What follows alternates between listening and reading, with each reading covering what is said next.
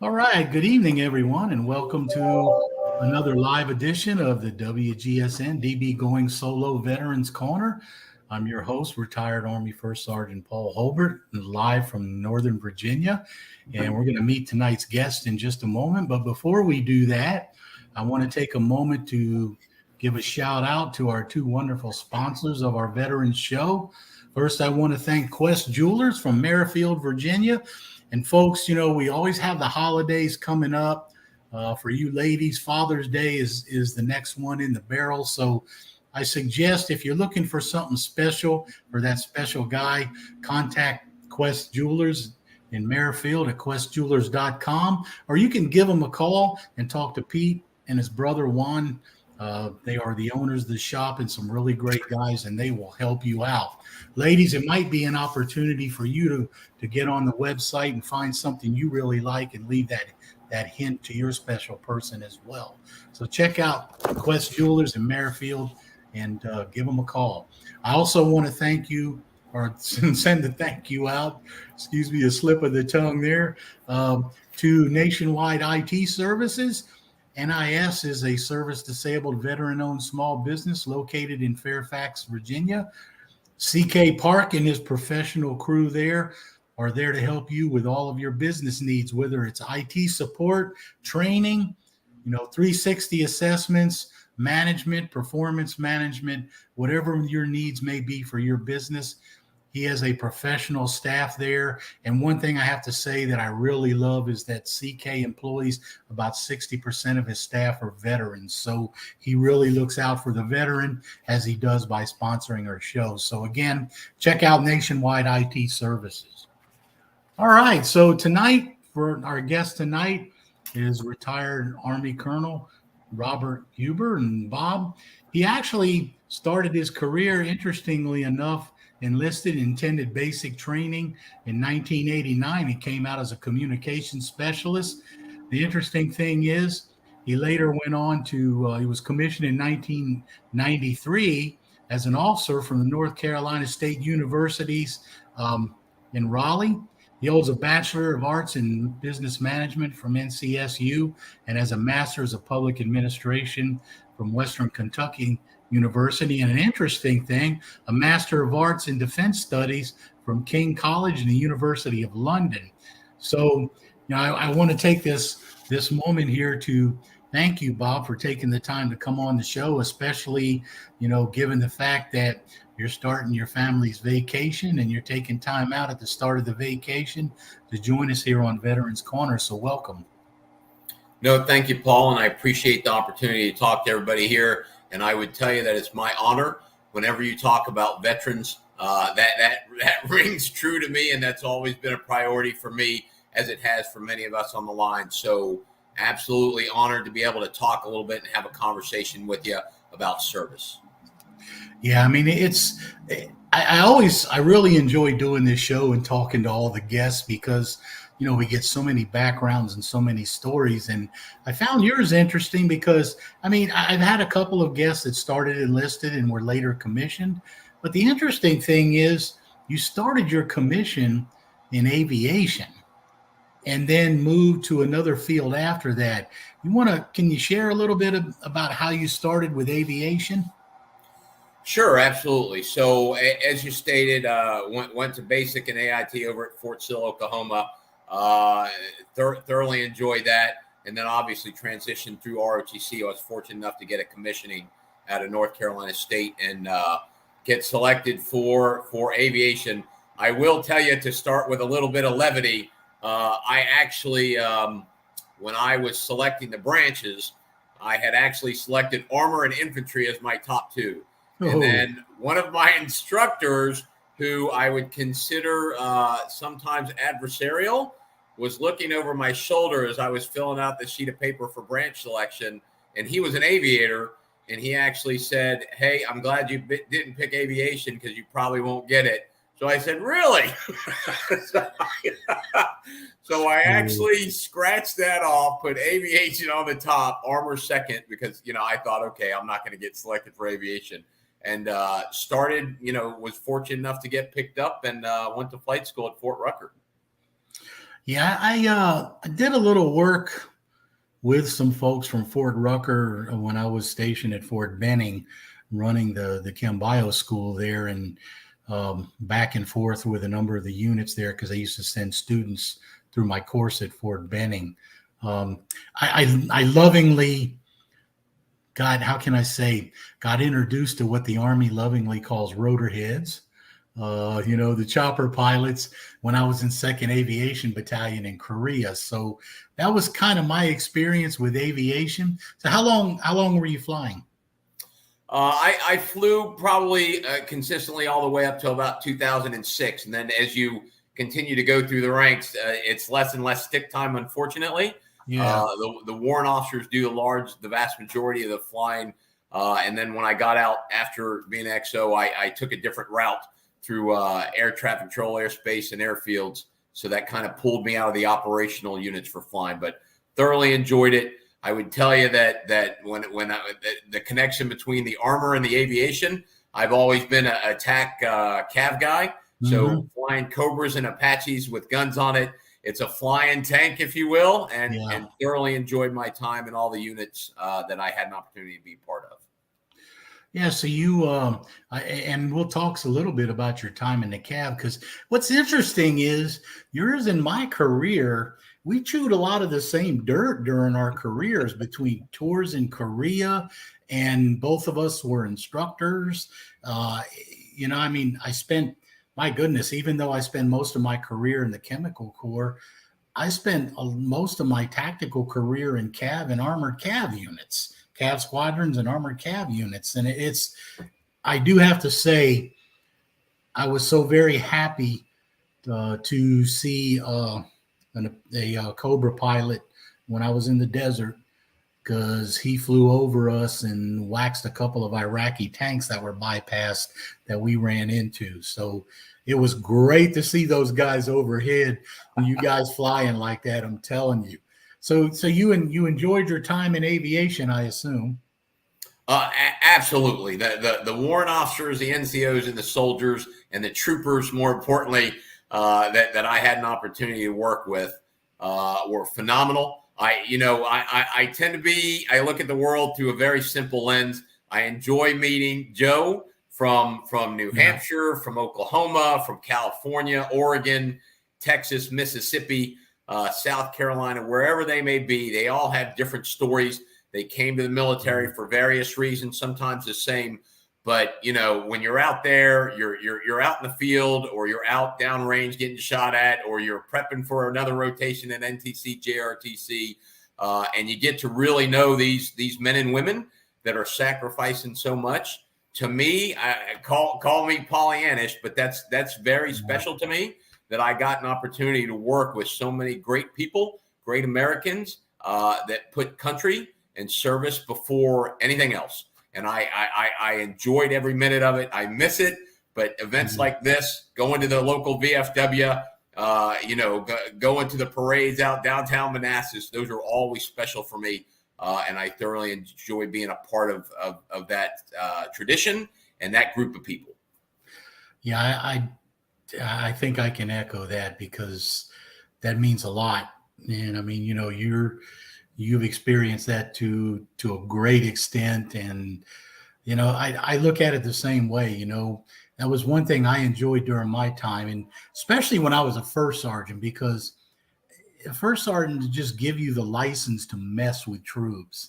And you always enjoy messing with the troops about where they're from and, anything about them. But you're right. The human part of that and that exchange and getting to know people, I think, is so important.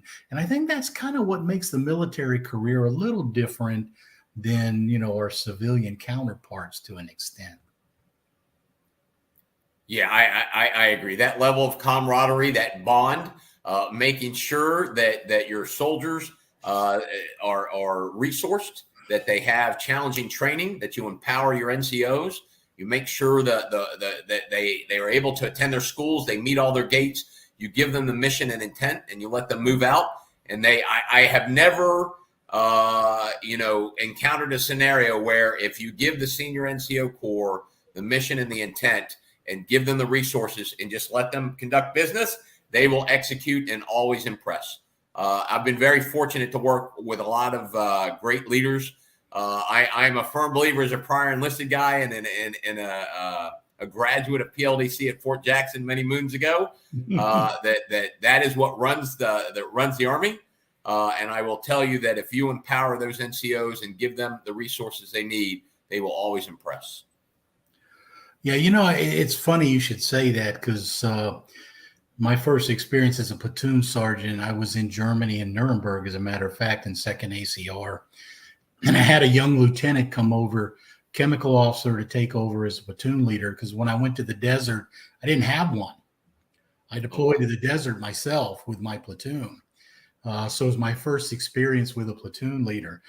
The first day he got there, he came into we shared a big joint office. We closed the door for about 15 minutes. And he said, let me tell you what I envision. He said, my envision is to help plan with the platoon, plan the training schedule, look at the resources, run interference with the commander.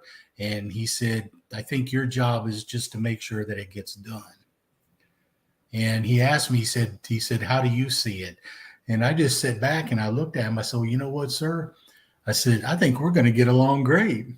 And we sure did. We had a good time with the platoon, but you're right. And it's such a good feeling to have, your officers respect you that way and feel confident to do that. So now one thing I found interesting is that, there you were an aviation officer flying aircraft, and then you went on and attended the Field Artillery Officer Advanced Course. How did that happen? Yeah, so that is a funny story. Again, I tend to get the what's the color of the second place ribbon? Is it red? Blue being first, red being second. I think third is yellow. Forgive me, I'm going back to my grade school days. But at the time, I had done a tour in Korea with Cobras. I had moved over to Hawaii, fortunate enough, with Cobras, because I love that airplane. If you've ever flown the Snake, and the warrant officers and the NCOs and soldiers and commissioned officers that are in that arena, I wanted to experience the same airplane that was used so eloquently and effectively in Vietnam. Hearing those stories as you're growing up. So I was able to go to Hawaii, and I would tell you that I had a good mentor and leader, battalion commander, that really, really taught us tons and spent time with the leaders, both officer and NCO and warrant officers, and try to say, hey, always take the tough road, always take the tough assignments. You'll learn more, you'll grow from them. So a vast majority of people were going to aviation advanced course, and I had actually requested armor advanced course because I had been told armor advanced course is exceptional. They really focus on, preparing you tactically, strategically, and it's a very challenging course. So I, being the country knucklehead from North Carolina mountains, said, why not? I'll take armor. There was actually a 160th guy that got the armor slot, and the next class up was field artillery. And they asked me, do you want it? And I said, yeah, absolutely. I'll take it. I just want something that's challenging, off the beaten path, and something that will develop me. And funny enough, I would tell you, as an Apache guy in a field artillery officer advanced course, I kind of stuck out a little bit. But my goal was obviously to blend in. And oddly enough, it was my second iteration of coming back to Fort Sill. What was that, 1989 versus 1999? So 10 years later, I'm back there going through the advanced course, and I met lifelong friends there. Yeah, that's why I said our careers are kind of funny, because I started mine in 1981 at Fort Sill, because my first MOS, I was a 13 Echo, a fire direction guy. Oh, outstanding. And that's what I spent my first career at. So, I started at Fort Sill, and then, I branch transferred over when I re-enlisted. But when I was looking at your information, I sat there and looked at it, and I said, wait a minute, this guy's an aviation officer. How the heck did he end up in the field artillery advanced course? I had, to be honest with you, I had never seen that before. This is the first time that I had seen that. That's why I was so curious. So what did you do when you went to the course? I mean, I know you took all the required things just like the other artillery officers did, but I guess I'm just curious as to how you were able to jump and fit right into that, not having been to an artillery basic course or any of that type of stuff. No, that's a great question, Paul. So not to go down too many rabbit holes, but the short version is the theme from DA at the time, or now what they call HRC, I think, Department of the Army PERSCOM. A lot of people know it as PERSCOM. When you call your branch manager, you say, "Hey, which course can I go to?" The party line that was being sung was, all advanced courses are generally all the same. and they are not. As aviators jump into simulators and they go to the flight line and they do whatnot. On the artillery side, obviously at Fort Sill, Oklahoma, they started with manual gunnery. So what was interesting is that in addition to, we had myself, I think there was an ordnance officer and an armor officer as three individuals from different branches. And then they had international students. So one of the prerequisites before you went and started the Field Artillery Advanced course was you had to go to 3 weeks of basically orientation. And while we were there, they wanted to, dare I say, green us with some artillery flavor. And we went through a manual gunnery prep with the slide rules and everything. And I will tell you that we did it there. And then when we did it in the advanced course, at least when I went through in 1999, the instructors were Marine Corps officers. So I had a Marine Corps captain that was given my small group a class on manual gunnery. And I kept, number one, I got a tutor really quick. I met a guy from Bragg who was exceptional. Obviously, the Bragg guys and the Campbell guys were phenomenal at artillery, manual gunnery specifically. But I went to them and I was getting tutorials every night, trying to make sure I didn't fall behind. And then I went to the instructor a couple of times in class and asked him, "Hey, can you help me with this?" And he was like, Captain Huber, I got it that I'm here to answer questions, but what did you do?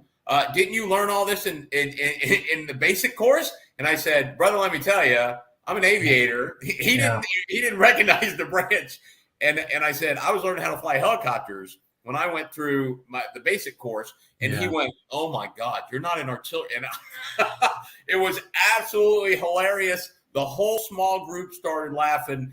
And I think he had a whole new understanding of, hey, there's a few of us that weren't as gifted and didn't have the background. So they helped us along. But I will tell you, again, not just the American students, but I would say the Romanian officer and the Saudi were very good about helping us non-field artillery guys get through manual gunnery and survive it. And I think that Marine Corps captain learned a lot. I think he was wiser for it.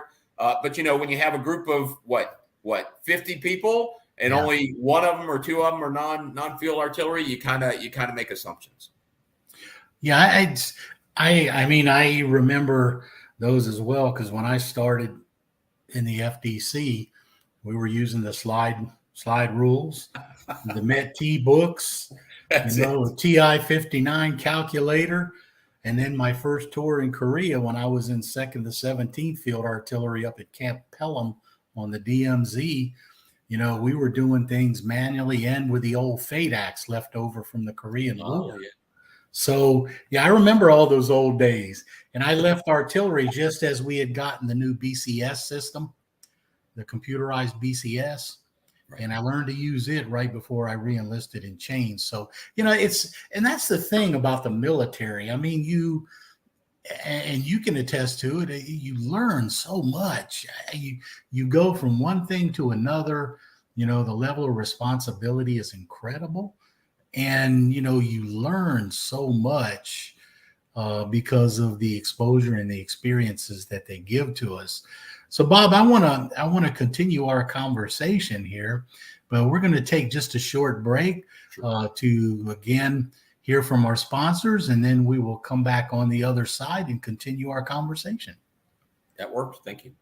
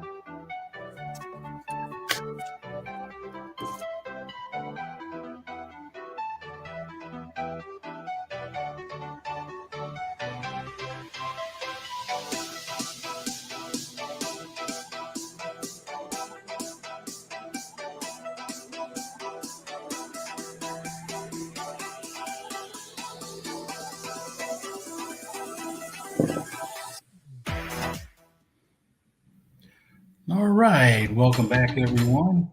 And you have been listening to the WGSN-DB Going Solo Veterans Corner with our guest tonight, retired Army Colonel Bob Huber. And we want to continue our conversation with Bob. And Bob, you've been around so much and traveled, and as I mentioned, you and I have been to so many of the same places. But one of the things I noticed on here too, you were in the 4th ID, which I spent some time in at Fort Carson when it was there. So I believe that was where you deployed to. Was it Iraqi Freedom? I think from there, wasn't it? Yep, absolutely.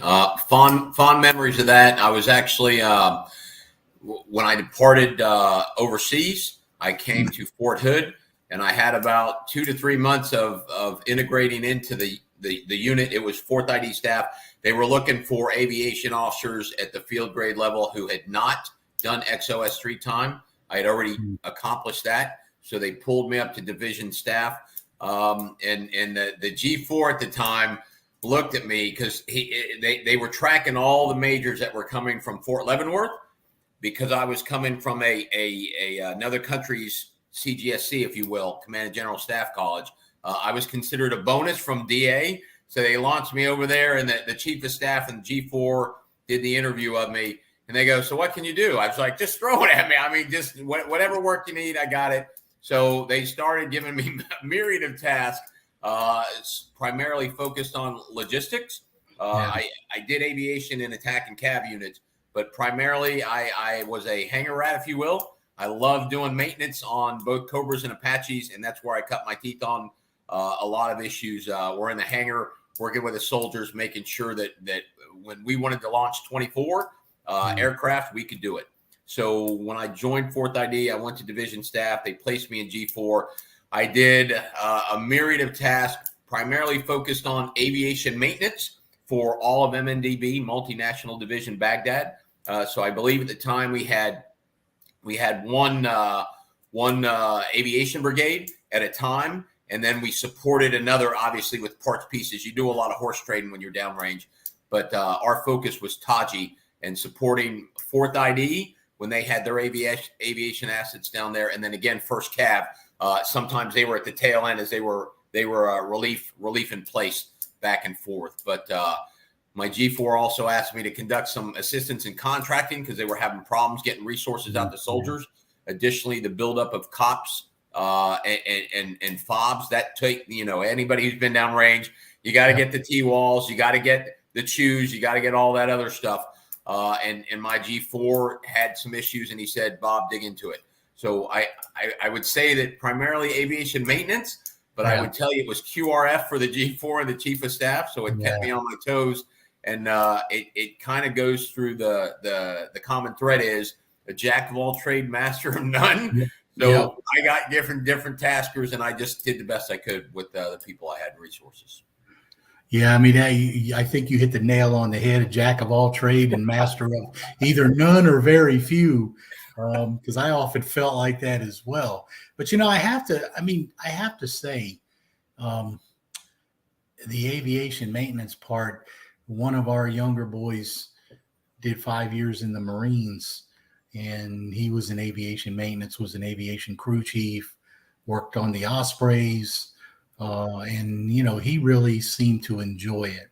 So, and I still remember those pilots in Korea when I was stationed over there. They were a brood of their own, so to speak. So, but having done so many of the things that you've done, one of the things I have to admire definitely was the time you spent as actually an instructor at West Point?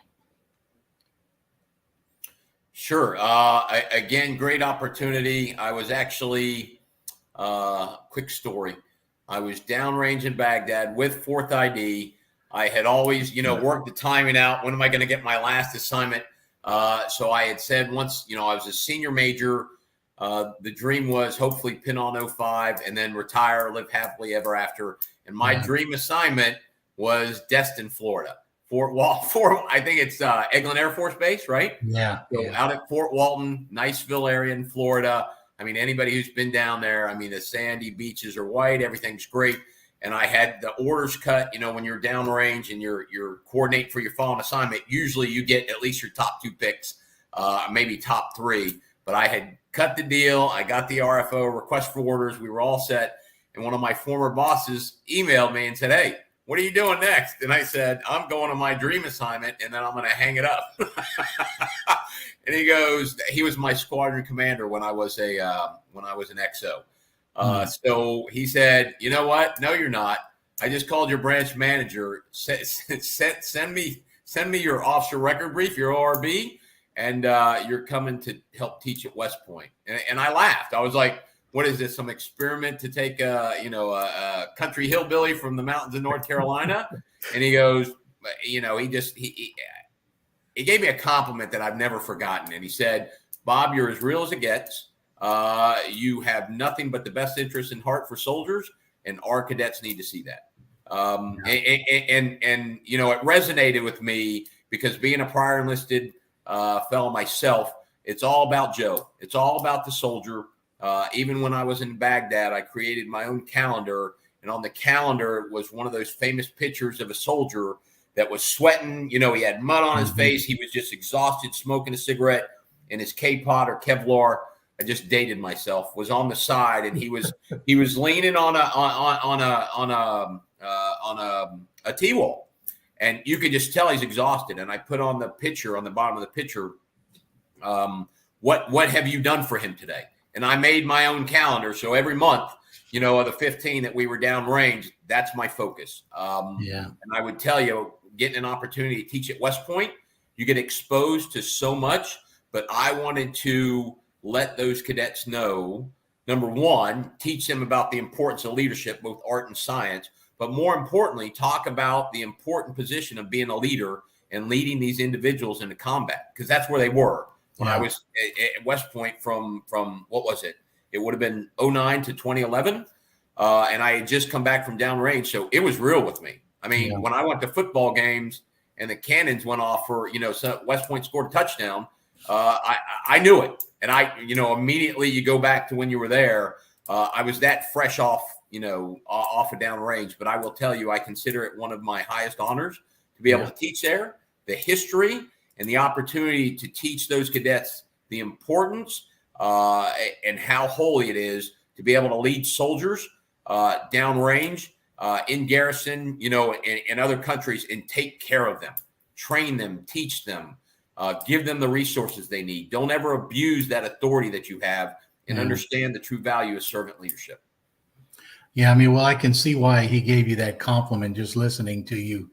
You can tell you can tell you're passionate about it. So you spent what, 29-year career, right, before you retired?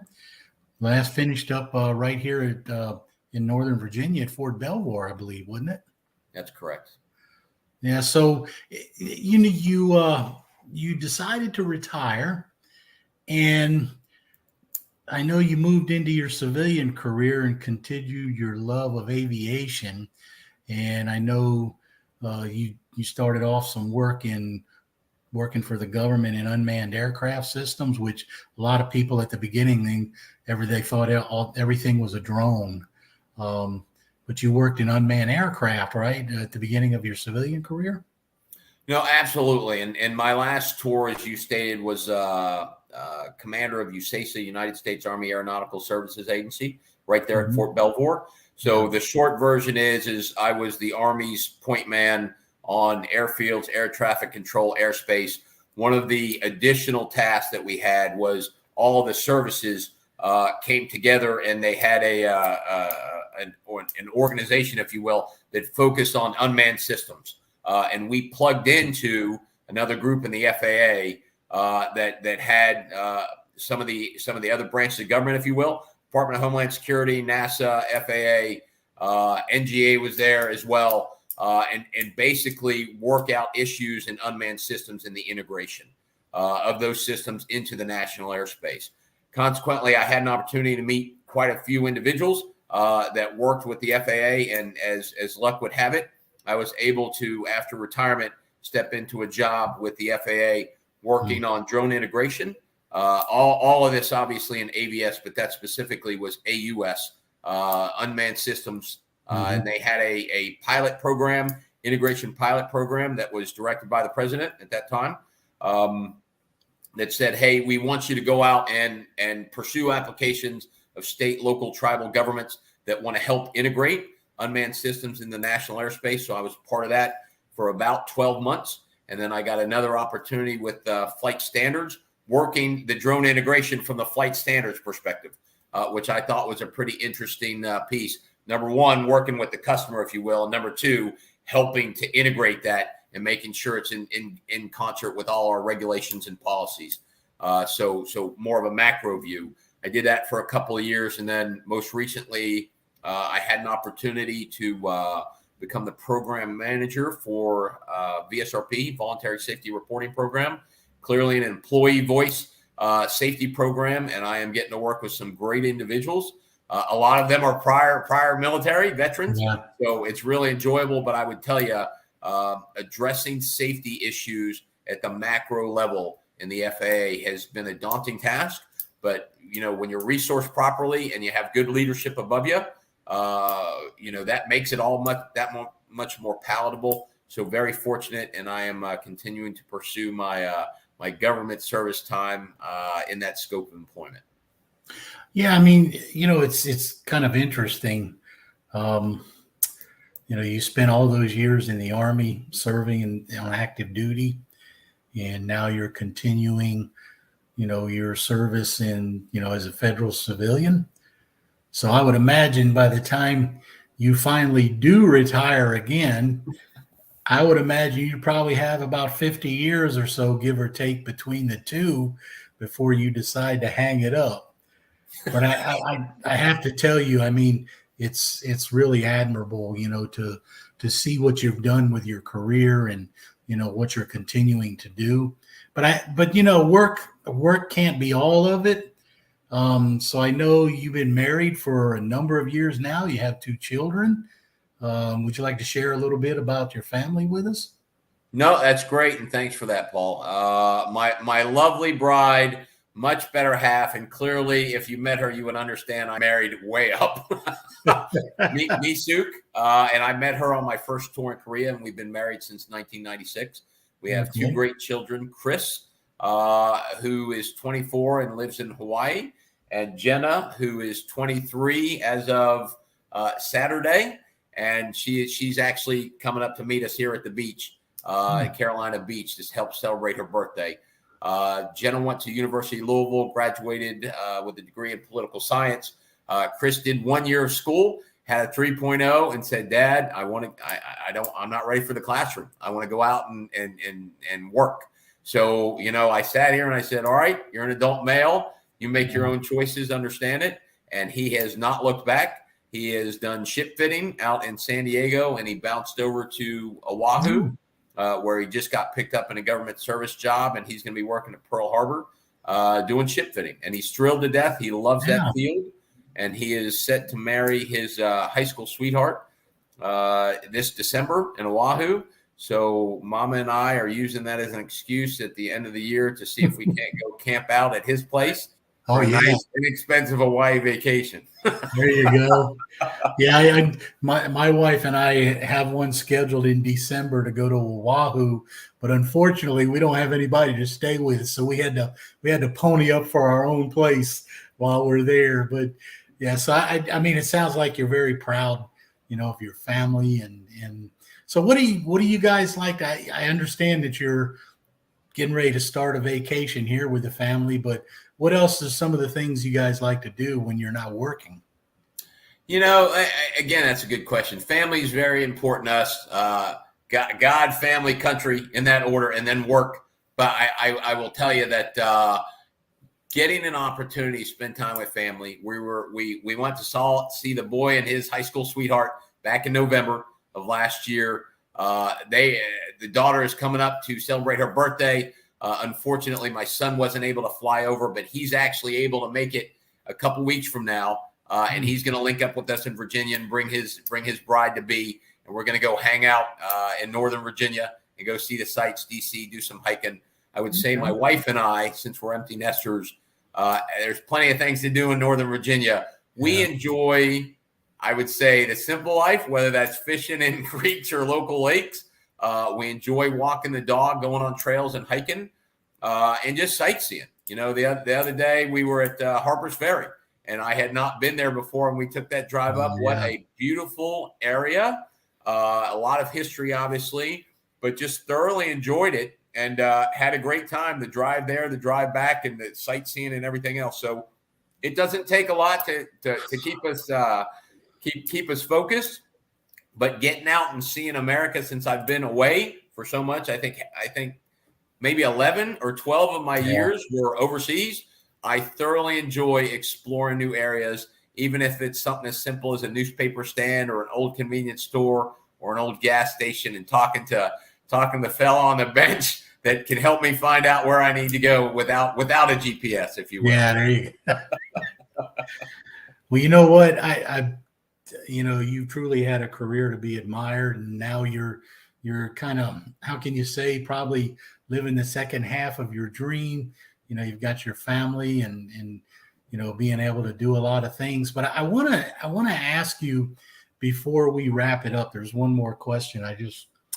And I think this will be interesting. I wanted to ask you, given our conversation, you shared a lot about how you feel about a number of things. If you had something, a particular message that you would like to share with the other veterans or the audience in general, what would that be? I'm gonna take some liberties with that question, if I may, Paul, and I will rattle off a few statements or phrases that I live by, if that's okay. Okay. The first one, I think, treat others as you wish to be treated. It's the golden rule. You have the secular and the religious view. I will tell you, treat your fellow man and woman with respect and dignity, no matter who they are, where they're from, what they have or what they don't have, whether they're in your food chain or not, just because that's how you're supposed to be as a human being. Yeah. And I have lived by that, and I think that's important. Servant leadership, very important. Some people think the soldiers and sailors, airmen, Marines are there to serve you. I am a firm believer in that. As a leader, you're there to serve your soldiers and sailors and airmen. You resource them, you take care of them, you challenge them with training. I would tell the people that I worked with in all the hangars I was in, if I have to sweep the hangar floor and hold the flashlight, whatever I need to do to help you all do your mission better, I will do it. And I think that mindset has helped me a lot. Perseverance.